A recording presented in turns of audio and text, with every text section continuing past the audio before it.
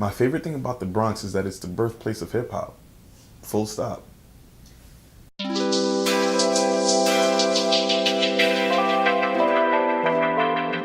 For the last 8+ years, I've been in finance across different roles, and I had an opportunity to live overseas for a while through my career. I lived in Switzerland and Geneva for a couple years, which was great. And up until recently, I was working for a major real estate company, commercial real estate company. And I decided to leave work in February to focus on building the lives of men full time. So my career has been great, but it's just, you get to a point in your life where you realize that you're just a number on a spreadsheet, number one, in corporate America.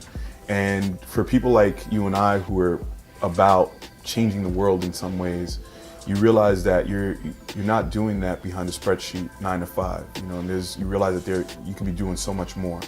And so my business and what I'm launching now is really just a culmination of just being introspective in that regard, and then things happening and aligning that really just created an opportunity for me to leave that world and step fully into this entrepreneurship world.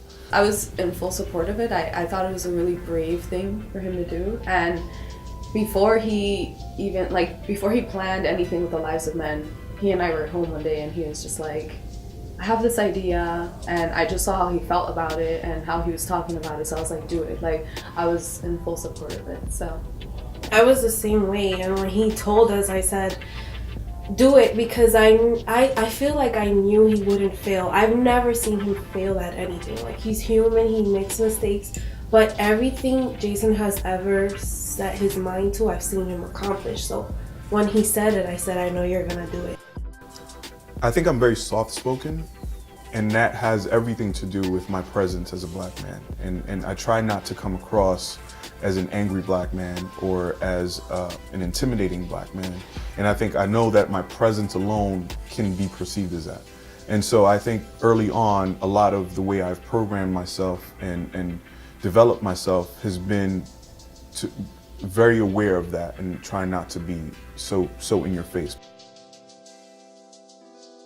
The women in my life are amazing women in their own right. I have, like I said, I'm surrounded by women all over the place. I have 5 sisters, I have my mom, I have countless female cousins, I have my daughter, of course, and they've all taught me in different ways, directly and indirectly, the level of vulnerability and sensitivity that I think I've been able to develop as a man today. My sisters are great in that they are so wise beyond their years, like my daughter, they know everything about me in terms of my relationship issues, my values, the things that I do right, things that I do wrong. They'll call me out on my shit easily, so I think from that perspective, there's no hiding. And I think that only comes from that female energy and that female voice and that mirror.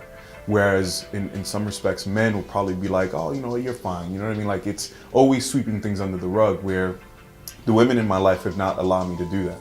And sometimes it's frustrating because I'm like, I just want to hear that I'm right. And that's not always the case, which is a beautiful thing. So growing up with Jason was it was awesome because he was a really good mixture of an adult and like an older sibling, like 2 years older than me. So he was like the father figure in some ways, but he always had really great advice. And if there was something that I felt like it was a little too heavy to tell my mom, I could definitely go to him, and he's like, this is the real deal. And he still has really great advice. But I think he's a cool dad. He's very modern.